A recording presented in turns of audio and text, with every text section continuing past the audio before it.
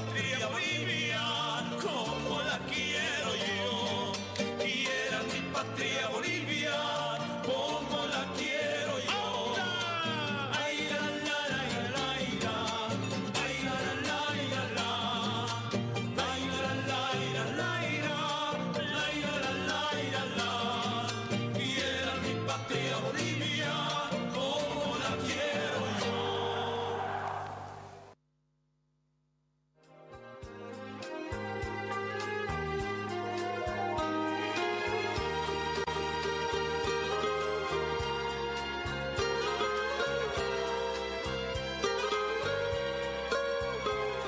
¿Cómo está? Muy buenas noches.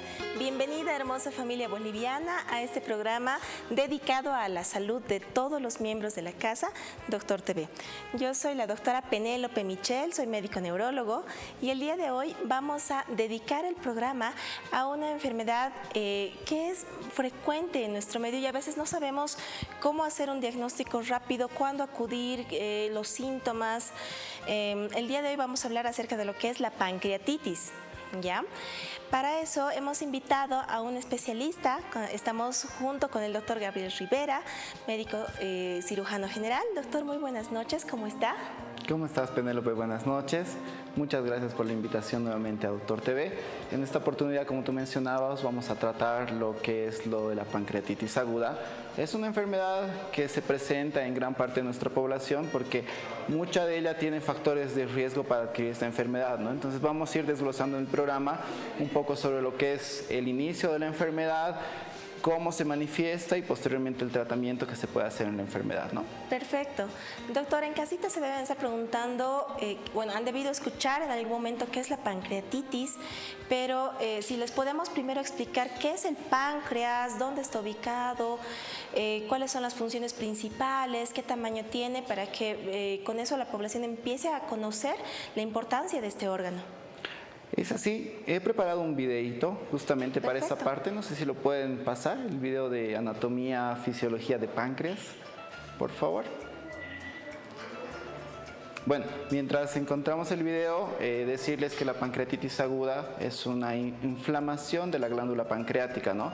La glándula pancreática está ubicada en el abdomen, en la región superior del abdomen, y generalmente puede manifestarse como dolor intenso.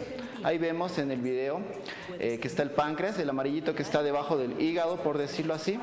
Este páncreas está como les decía, en la región superior del abdomen, y cuando enferma esta glándula va a dar lugar a la pancreatitis. Hay que mencionar que esta glándula tiene dos funciones, como menciona en el video.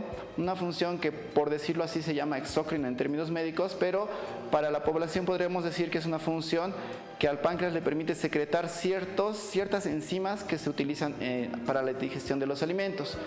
Estas enzimas lo que hacen cuando una persona está con funcionamiento normal del páncreas, ayudan a la digestión de los alimentos, ¿no? Entonces, como menciona en el video, hay factores de riesgo para adquirir la pancreatitis, y uno de los principales, sobre todo en nuestro medio, son los cálculos biliares, ¿no? Las llamadas piedras biliares, que las personas generalmente se aquejan y algunas no acuden a consulta, ¿no?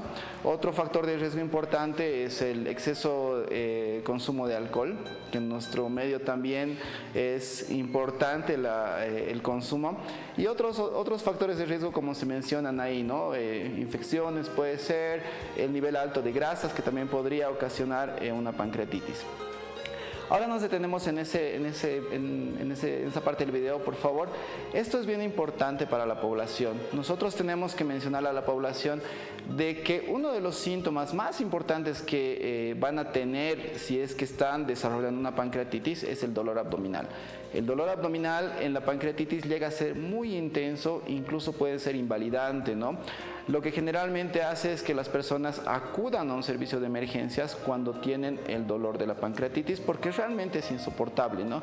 Y eso nos habla de que la enfermedad ya se ha instaurado y que la persona necesita una valoración médica, en primera instancia por el servicio de emergencias y posteriormente por un cirujano, para que se pueda hacer el diagnóstico correspondiente, ¿no? Otra de las manifestaciones clínicas que puede tener la pancreatitis son las náuseas. Las personas generalmente vienen con náuseas que posteriormente desarrollan vómitos que ya son incontrolables, ¿no? Y es otro motivo por lo que las personas pueden acudir a la consulta médica. Hablando del dolor otra vez, el dolor generalmente se manifiesta en la parte superior, por encima del ombligo, y en la parte media generalmente, y decir que se irradia hacia la espalda, ¿no? Es un dolor muy fuerte, muy intenso, y que las personas no lo pueden soportar. Entonces, cuando una persona ha desarrollado ya la pancreatitis y presenta alguno de estos síntomas de alerta que nosotros estamos denominando, lo correcto es que pueda acudir a un centro médico, a un servicio de emergencias, para que se pueda valorar si se trata de esta enfermedad o se trata de otra patología abdominal que también puede estar asociada al cuadro, ¿no? Debemos recordar una cosa muy importante.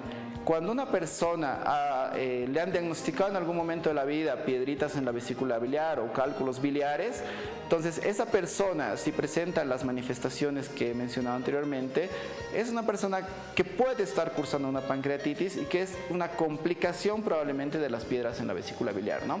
En el anterior programa les comentaba un poco de lo que es las piedras en la vesícula biliar, que gran parte de la población boliviana, por el estilo de vida que tenemos, por la dieta que tenemos, por los platos deliciosos probablemente, pero con alto contenido graso, desarrollan, ¿no?, las piedras en la vesícula biliar y pueden ocasionar en algunos casos pancreatitis, ¿no? Entonces es una de las complicaciones más importantes.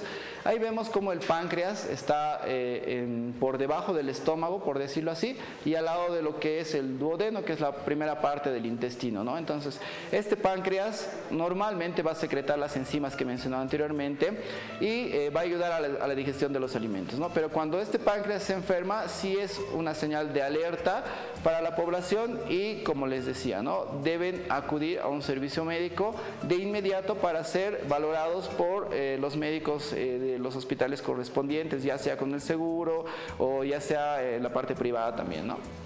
Esto está dentro de lo que conocemos como una emergencia, ¿no? Está dentro de lo que conocemos como las emergencias, por lo que las recomendaciones que el doctor Rivera en este momento nos están dando tenemos que tomarlo muy en cuenta.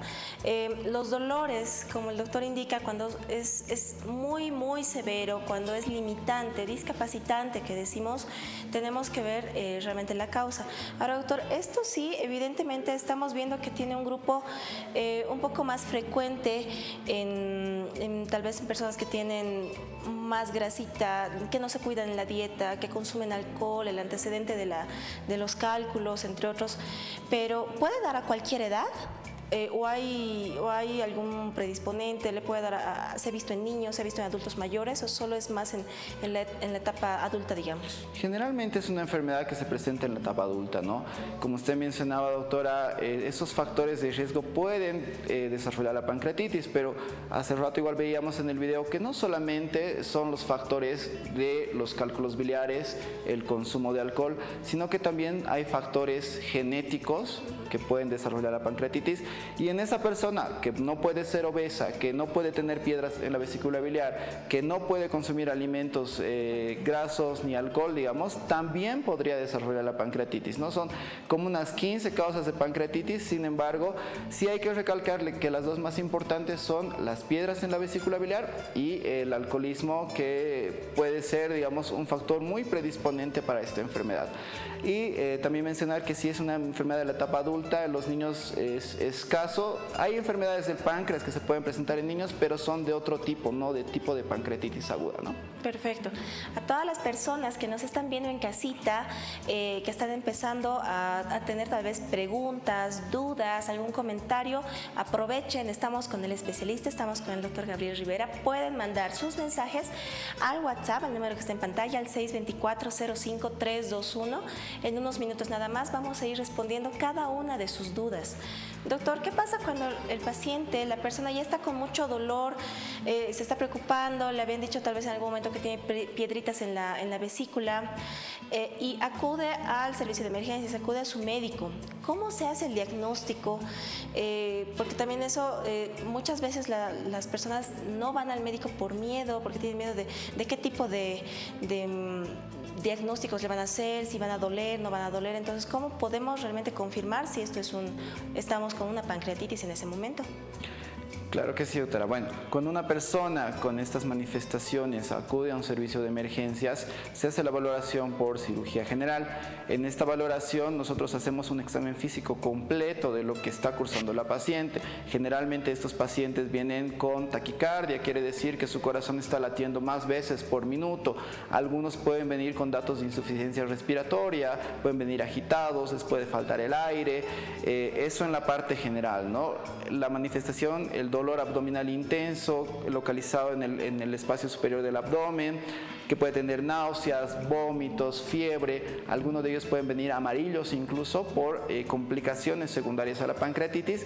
Y lo que nosotros hacemos es recabar todos esos datos que nos está contando el paciente, tratar de hacer una investigación de la enfermedad, desde cuándo está doliendo, si tiene antecedentes de un dolor parecido, si había enfermedades en la familia, si le han diagnosticado alguna vez piedras en la vesícula, cómo está su consumo de alcohol, si es que es una persona que bebe constantemente o no, o si ha habido alguien en la familia que ha tenido problemas parecidos, por decirlo así. Con todo eso nosotros armamos la historia y nos pedimos los laboratorios correspondientes. Uno de estos importantes que nos ayuda en el diagnóstico específico de lo que es la pancreatitis es un laboratorio que se llama lipasa.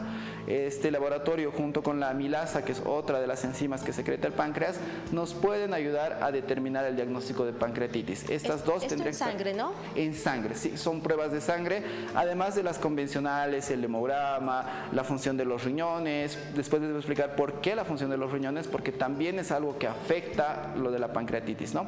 Le hacemos estudios de la coagulación de la sangre, de los electrolitos y un estudio en general, ¿no? Porque cuando vemos un paciente con una sospecha de pancreatitis, nosotros tenemos que tener la precaución de que este paciente no empeore, porque hay casos de pancreatitis aguda que empiezan en horas, se manifiestan en horas, digamos, ahora se manifiesta, acuden al médico en la noche y hasta el día siguiente ya la enfermedad puede ser tan fulminante que puede desencadenar en situaciones fatales a veces, ¿no?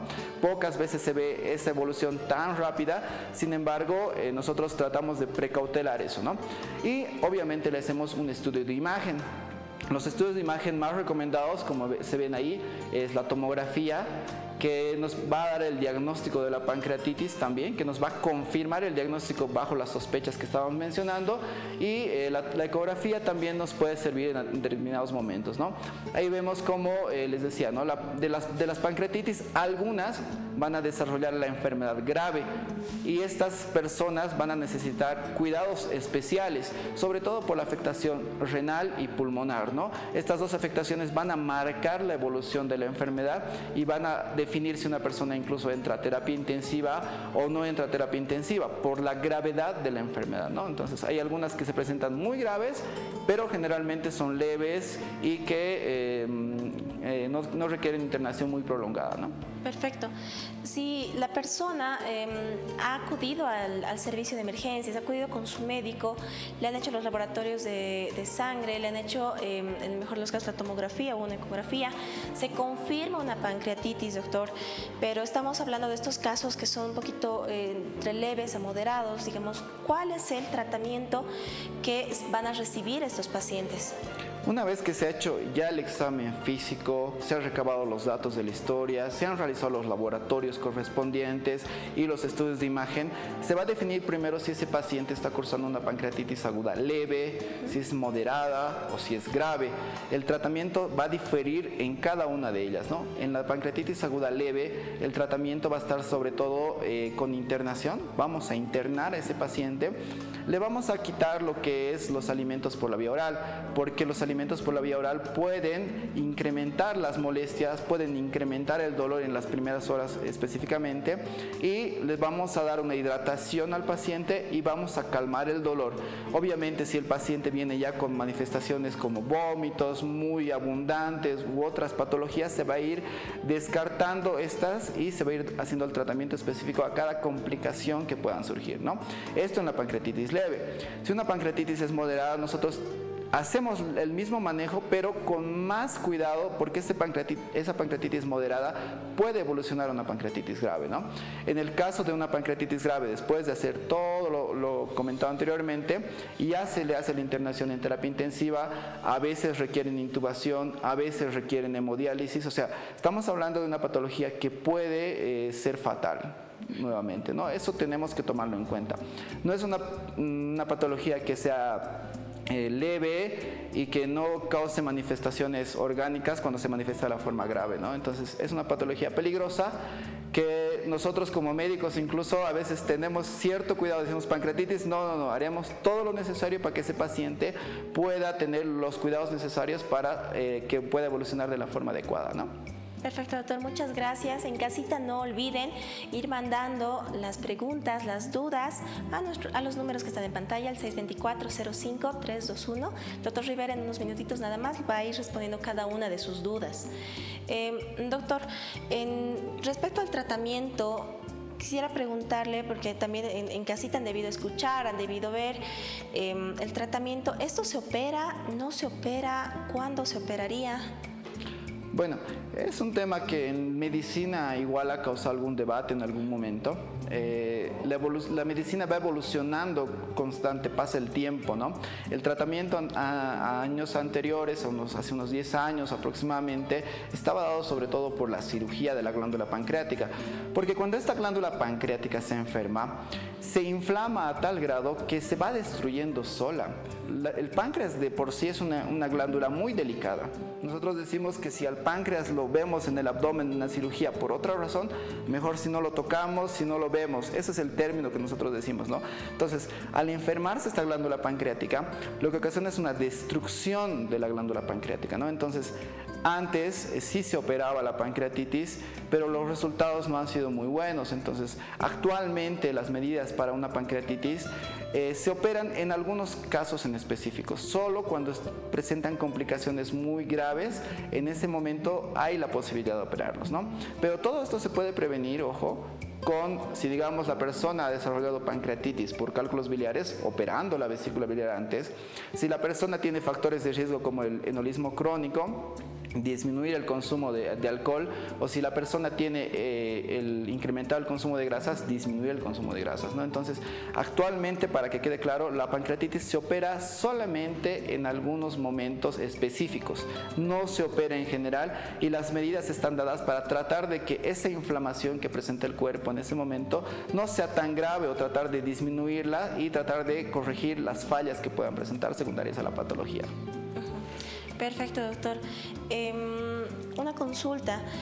¿Qué pasaría si el paciente agarra y no va al médico, no va a emergencias, se aguanta, digamos, el dolor, o le indican que se interne, rechaza internación por tal vez miedo?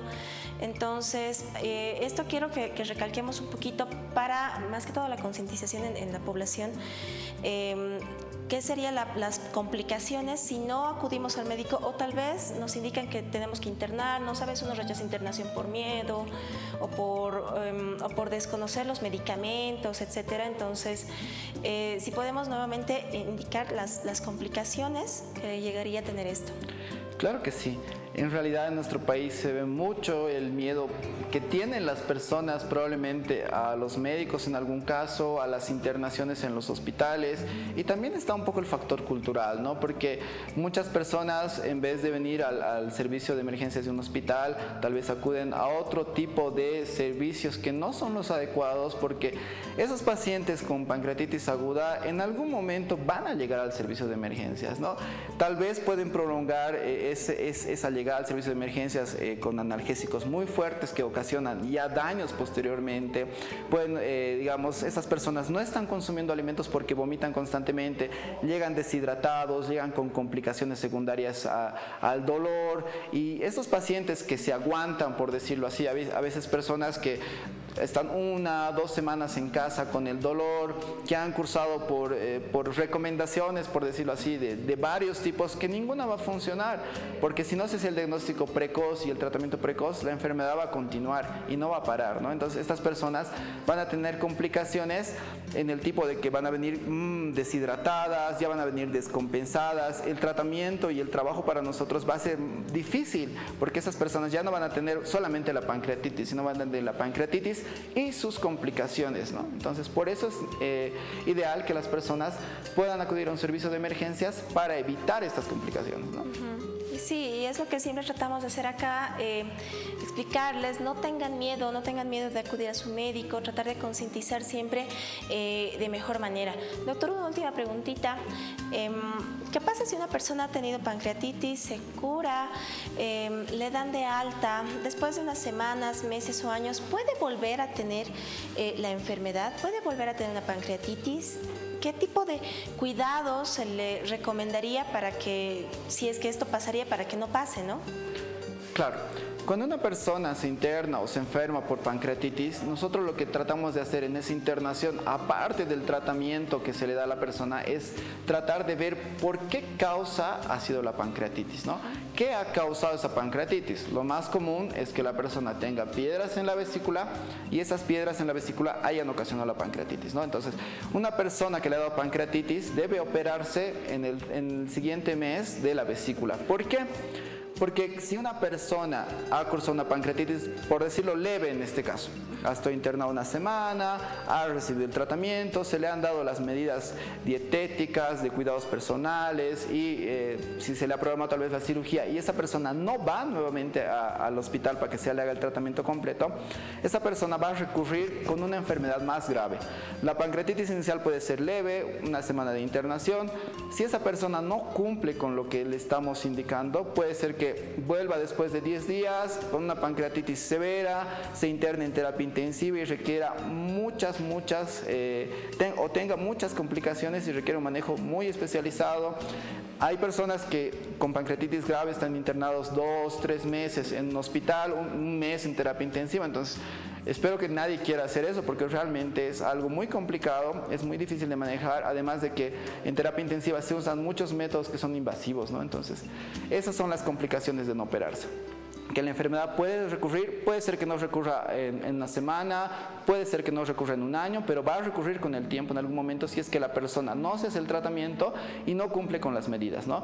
Ahora, hay personas que hacen pancreatitis leve, se operan de la vesícula biliar, pero no cambian sus hábitos alimenticios, siguen consumiendo alcohol, siguen consumiendo grasas. Esas personas pueden nuevamente recurrir con una pancreatitis y, como les digo, la segunda va a ser mucho más grave que la primera, ¿no? Entonces, esa es la recomendación de que si se le ha diagnosticado pancreatitis, se le ha diagnosticado la enfermedad que ha ocasionado, se trate la enfermedad y se cumpla con las recomendaciones médicas. Tenemos que cuidarnos, por favor, siempre.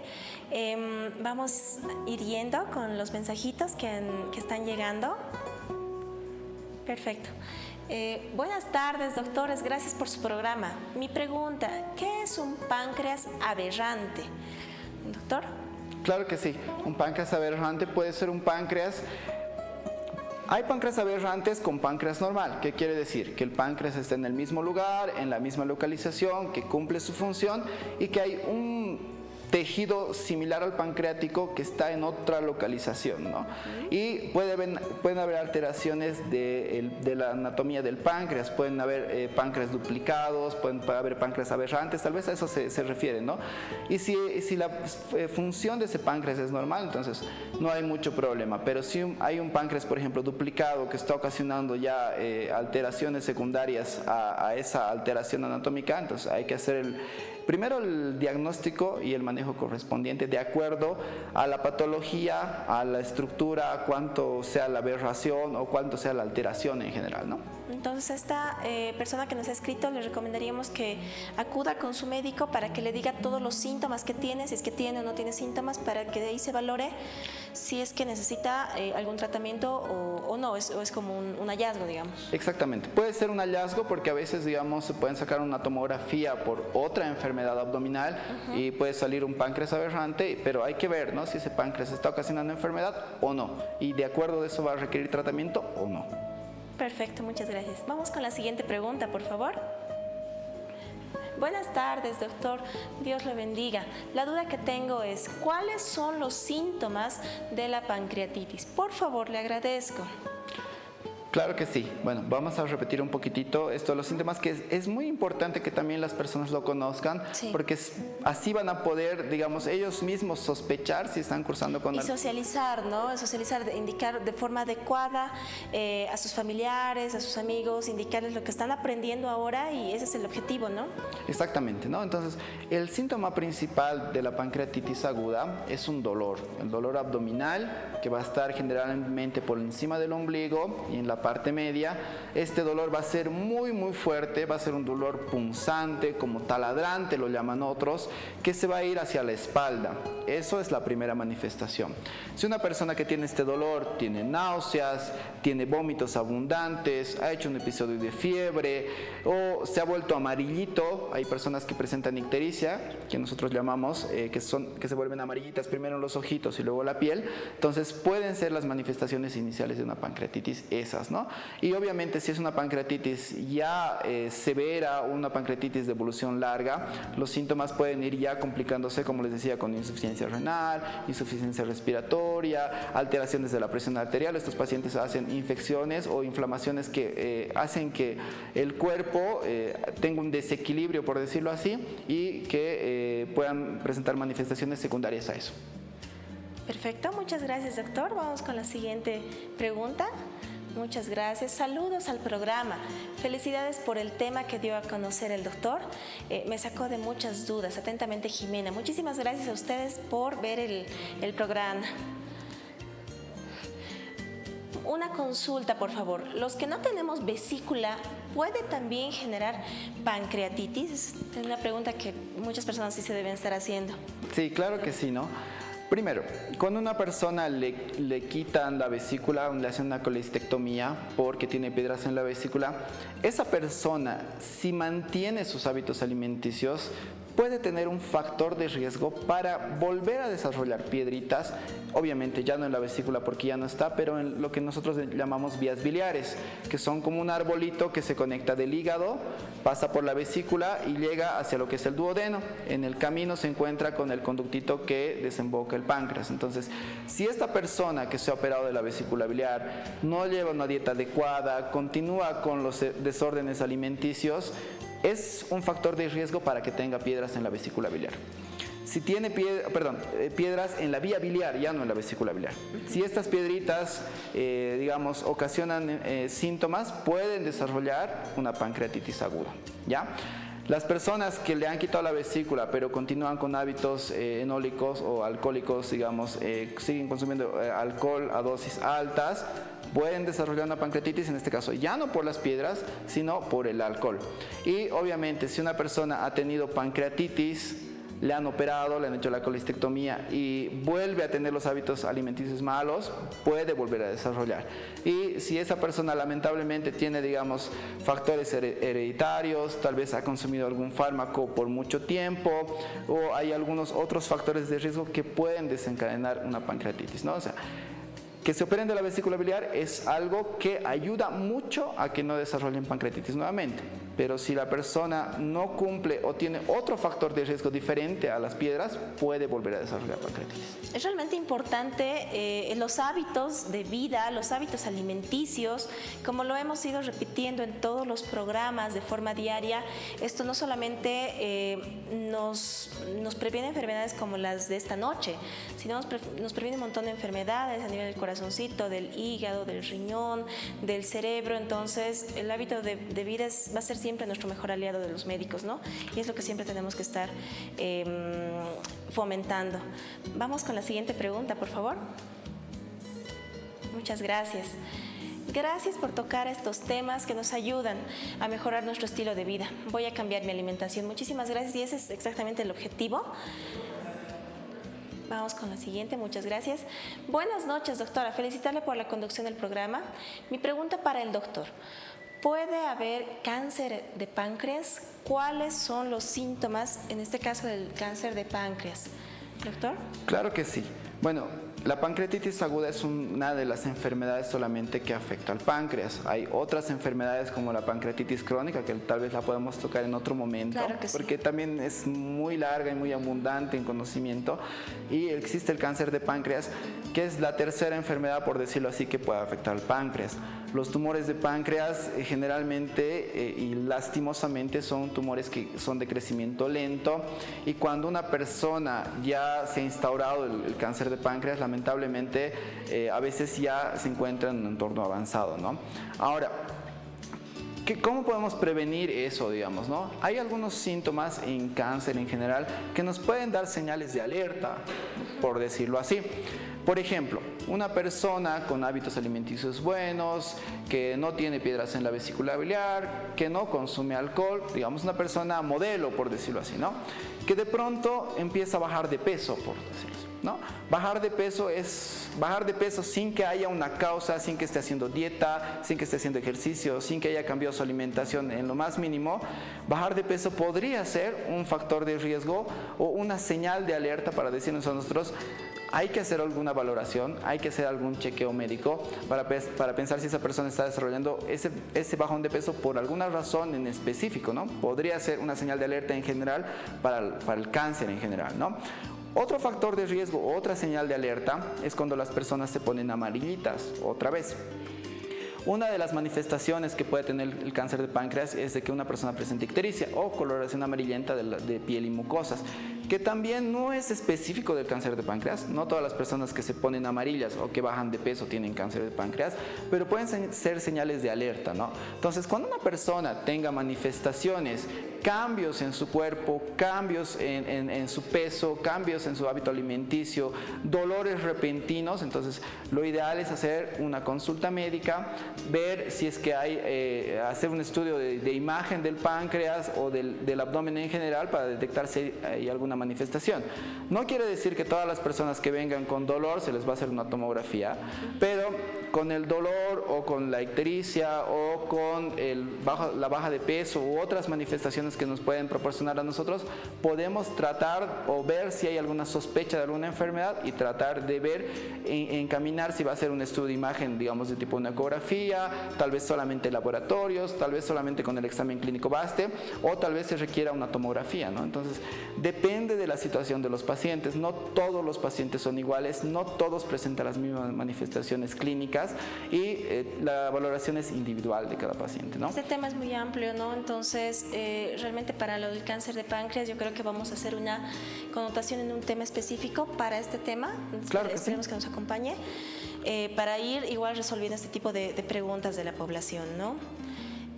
No sé si tenemos una pregunta más. Muchas gracias. Buenas tardes, doctor. ¿Los pólipos de la vesícula biliar afectan al páncreas?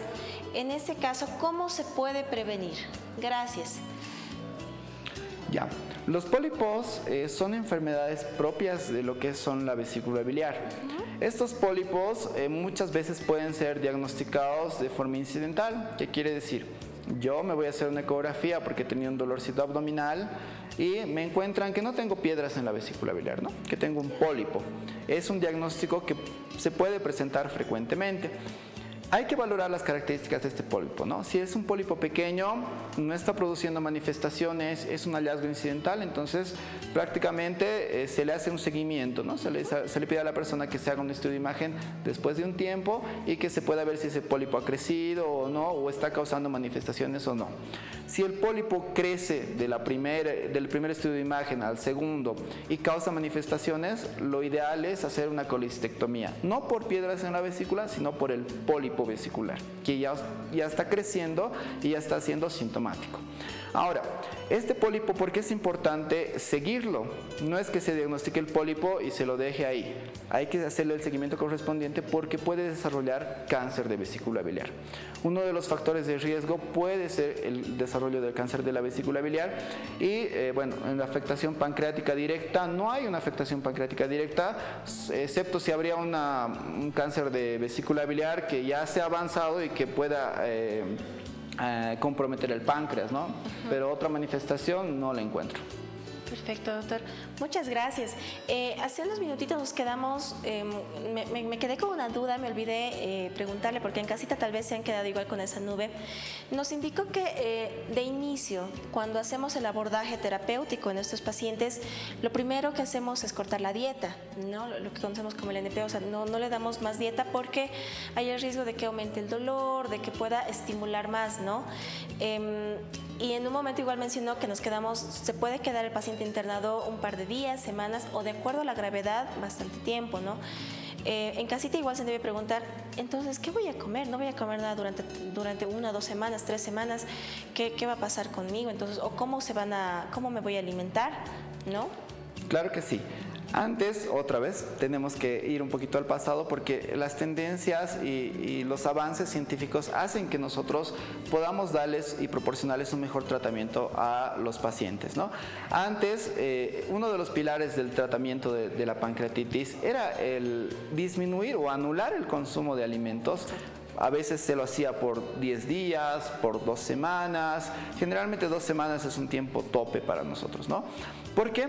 Porque en ese momento se creía que era lo más importante, ¿no? Ahora, lo que se hace es lo siguiente. Si una persona tiene pancreatitis leve, se le quita de ingreso el consumo de los alimentos por vía oral, al menos en el primer día. Después de valorar los laboratorios, el estado general del paciente, los estudios de imagen, lo que se hace es de que esa persona valoremos si es que puede recibir líquidos claros. ¿Qué quiere decir? Empezamos con agua, ¿no? A veces las personas pueden tolerarlo por vía oral cuando es una pancreatitis leve, pero cuando la pancreatitis es moderada o digamos está teniendo un poco más de afectación, el páncreas está muy aumentado de volumen, lo que nosotros hacemos es ponerle una sondita que ingresa por la nariz y entra al estómago y pasa al estómago. Se llama sonda nasoyeyunal. Esa es una sonda que nos permite a nosotros de inicio alimentar o darle aporte de líquidos, digamos, para su sistema digestivo, en que esta persona no se desnutra, por decirlo así, ¿no? Cuando hay una persona que tiene pancreatitis severa, lo que se hace es cortarle la alimentación y se le pone nutrición parenteral.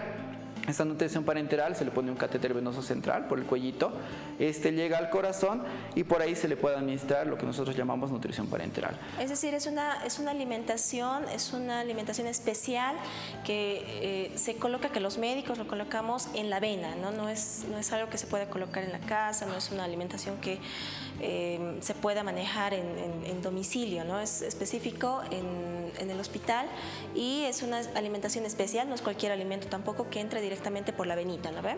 Sí, y bien que ha tocado ese punto, doctora, porque existen momentos en los que a algunos pacientes les dicen, no, tú estás, qué sé yo, desnutrido, te vamos a poner un suerito, y hay que decirlo claramente, ¿no? Un suero es un aporte de sal y azúcar, básicamente, que nos ayuda a mantener a nosotros los médicos el balance que una persona puede necesitar, ¿no? Algunas veces le ponen suplementos de vitaminas, de complejos, pero eso no es la nutrición parenteral. Eso solamente nos puede ayudar a dar el aporte de líquidos y electrolitos necesarios para una persona. La nutrición parenteral, por decirlo así, es como una leche que les ingresa a las personas, sí tiene un costo caro, por lo cual no se puede indicar en cualquier persona, no se puede dar bajo las características así, digamos, en la casa o por una enfermera en domicilio. No, es una alimentación de mucho cuidado que puede tener incluso complicaciones, ¿no? Entonces no es una alimentación así, por decirlo así, que sea fácil de usar, es una alimentación compleja, pero que en algunos casos nosotros requerimos para que la persona no se desnutra, no pierda los nutrientes que podría tener. Pero otra vez, nosotros tratamos de poner la sonda nasoyeyunal y por ahí primero empezamos con líquidos, le empezamos a dar dextrosa o azúcar y vamos aumentando constantemente la dieta hasta que la persona tolere, ¿no? Entonces, a veces las personas toleran los primeros días, después decaen, después vuelven a tolerar, o sea, es algo realmente que puede ser invalidante, es peligroso para el paciente, es difícil para la familia, para el entorno. Si es que una persona tal vez no tiene un seguro médico o tal vez no tiene acceso, digamos, a salud directamente, entonces la cosa es complicada, ¿no? Por eso nosotros tratamos de venir a prevenir estas enfermedades, a que lleguen a esas complicaciones tan graves como las que estamos mencionando, ¿no? Todo se puede hacer con prevención. Los factores nutricionales son importantes, el estilo de vida, los hábitos de vida de una persona son muy importantes para poder prevenir estas enfermedades. Y si lastimosamente en algún momento desarrollan la enfermedad, el manejo médico tiene que ser desde el inicio. No se aguanten, por favor, en casa, no tomen miles de cosas que a veces los pacientes vienen después de 10 días, doctor, he tomado esto, he ido a la farmacia, me han dado esto y esto. Y obviamente no les va a mejorar porque no es lo que ellos requieren, ¿no? El manejo tiene que ser y la evaluación tiene que ser en un hospital, porque no solamente puede ser esta enfermedad, puede ser que se trate de otra enfermedad que sea parecida a esta y que si no reciben atención médica adecuada, la cosa se va a complicar. Perfecto, doctor, muchas gracias. Y como siempre, haciendo el énfasis en no la automedicación, por favor, es algo que no nos vamos a cansar de ir indicando, de ir recalcando, por favor, no a la automedicación. Doctor, una última pregunta, me voy a desviar un poquito del tema, pero es algo que los pacientes igual no saben, porque muchas veces cuando van con su médico cirujano les piden este estudio cuando tienen alguna enfermedad tanto de páncreas o de vesícula, etcétera, entonces, y no saben qué es y a veces no se lo hacen, ¿no? ¿Qué es el RCP? ¿Para qué nos sirve? ¿Nos ayuda? ¿No nos ayuda? ¿En qué casos? Ya, es un tema muy importante y la RCP básicamente nos ayuda a salvar vidas, ¿no? La RCP es una tecnología que realmente es tan noble porque al hacer una RCP, bueno, vamos a explicar desde el inicio. La RCP es una endoscopía sofisticada, por decirlo así. Se introduce un tubito por la boca, ese tubito llega hasta el estómago, pasa el duodeno y lo que hace, la RCP puede ser de dos tipos, ¿no? La RCP se llama una colangiopancreatografía retrógrada endoscópica. Es un término muy médico y ya muy específico, ¿no? Pero para que la gente pueda entender. Las piedras en la vesícula biliar, cuando son pequeñitas, cuando son, a veces les diagnostican arena biliar o piedras pequeñitas, estas piedras en un episodio de colecistitis aguda pueden salirse de lo que es la vesícula biliar. Y al salirse de la vesícula biliar pueden ocasionar una enfermedad ya no de la vesícula biliar, sino de las vías biliares. Estas enfermedades de las vías biliares pueden manifestarse otra vez con la coloración amarillenta de la piel y mucosas, que se llama ictericia, y hay una complicación secundaria, ¿no? Si la vía biliar está obstruida, es un arbolito biliar, ¿no? Un arbolito. Si el arbolito está obstruido, si el conductito está obstruido, la persona no va a poder eliminar la bilis correctamente y en algunos casos va a desarrollar una infección en lo que es la vía biliar, que se llama colangitis, que también podemos charlar toda una tarde entera sobre colangitis, que es una de las complicaciones también de tener piedras en la vesícula biliar. Pero lo que nos ayuda a la RCP es, entra un tubito por la boca, pasa al estómago, llega hasta el duodeno, llega hasta la desembocadura de ese tubito que se llama vía biliar, y lo que nos ayuda a nosotros cuando hay una piedra en la vía biliar, nos ayuda a retirarla. Nos ayuda a retirarla. Con eso ya hemos hecho mitad del tratamiento, ¿no? Mitad del tratamiento para la coledocolitiasis o obstrucción de vía biliar. La otra mitad del tratamiento es, si es que hay piedras en la vesícula biliar, que es lo más probable, hacer la colecistectomía laparoscópica y con eso ya se puede solucionar el problema, ¿no? En algunos otros casos la RCP se utiliza también para síntomas de pancreatitis. A veces el páncreas crece tanto que ya obstruye esa vía biliar, no como algo que esté tapando por dentro, sino empujando la vía biliar. Entonces existen momentos en que nosotros también podemos hacer una RCP por una pancreatitis y nos ayuda mucho a liberar esa vía biliar. Básicamente la RCP nos ayuda a que si algo está obstruyendo o algo está empujando esa vía biliar, ya sea con retirar las piedritas o ya sea con otro tipo de procedimientos, nos ayuda a liberar esa vía biliar, que como les digo es pilar fundamental del tratamiento, pero que no es todo el tratamiento, es la mitad del tratamiento en algunos casos, ¿no? Perfecto, doctor. Muchísimas gracias. Este realmente es un tema muy amplio y espero que en casita hayan entendido, hayan ido anotando. De cualquier forma, doctor, para todos los televidentes, el doctor Rivera tiene una sorpresa, tiene una noticia excelente, que es una campaña. Así que, doctor, le dejo para que pueda comentarles a la población acerca de la campaña, y creo que tenemos incluso algunas imágenes, ¿no? Claro que sí. Bueno, nosotros como el equipo de Renovamed, el equipo quirúrgico de Renovamed, estamos lanzando una campaña que ya se les ha comentado la anterior semana acerca de las colistectomías laparoscópicas, ¿no? Como les decía, si nosotros queremos prevenir complicaciones de tener piedras en la vesícula, nosotros debemos hacer, si nos diagnostican piedras en la vesícula, estas están ocasionando síntomas, nosotros debemos hacer lo que es la colistectomía laparoscópica, ¿no? En este caso estamos con una campaña primero de detección de piedras en la vesícula biliar. Nosotros le hacemos la consulta correspondiente con la anamnesis o con los estudios que les decía, ¿no? El examen clínico, les preguntamos los datos correspondientes y si corresponde le vamos a hacer nosotros laboratorios y le vamos a hacer una ecografía. Posterior a ello vamos a determinar si esa persona está cursando con piedras en la vesícula biliar, y si están cursando con piedras en la vesícula biliar y son sintomáticas, ya han ocasionado molestias, ya han ocasionado episodios de dolor repetitivo, las personas no pueden consumir alimentos grasos, etcétera, etcétera, nosotros le proponemos lo que es la cirugía laparoscópica, ¿no? La cirugía laparoscópica es una cirugía noble, generalmente tenemos una internación menor a 24 horas, las heridas ya no son grandes como anteriormente se hacían, ¿no? Antes las personas tenían miedo a operarse por las heridas que tenían, ¿no? En este caso se hacen 4 heridas muy pequeñas, 2 de 1 centímetro y 2 de medio centímetro, con lo cual se logra retirar la bolsita que contiene las piedras, la vesícula biliar. Y bueno, en esta campaña estamos ofreciendo toda esa atención, estamos ofreciendo un paquete que incluye la internación del paciente, los medicamentos de quirófano, los medicamentos que van a estar en su postoperatorio para que no le duela, el anestesiólogo, el equipo quirúrgico en general, porque nosotros operamos entre 2 cirujanos para tener más precaución, porque toda cirugía tiene sus riesgos, ¿no? O puede tener sus riesgos. Nosotros tratamos de minimizar esos riesgos haciendo una cirugía con un equipo quirúrgico preparado y que nos pueda proporcionar resultados buenos también, ¿no? Entonces, estamos invitándoles a que puedan acudir al centro Renovamed. Tenemos la campaña hasta el 15 de agosto. El teléfono de Renovamed es el 748-67364.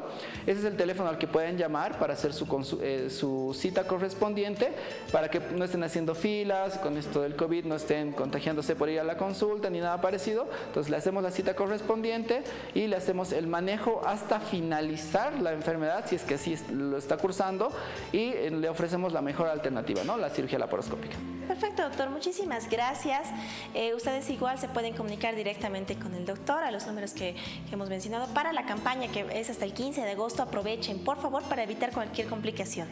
Bueno, doctor, muchísimas gracias. Lastimosamente el tiempo es muy corto en televisión. Espero que lo volvamos a tener acá para tocar muchos más temas. Entonces, y a todos ustedes igual, muchísimas gracias por quedarse con nosotros a hablar de salud para toda la familia. Yo soy la doctora Penélope Michel, soy médico neurólogo. Igual cualquier duda, consulta respecto a neurología, pueden llamarme o escribirme al 730-27755. Muchísimas gracias a todos. Los esperamos en una nueva edición de Doctor TV. Buenas noches.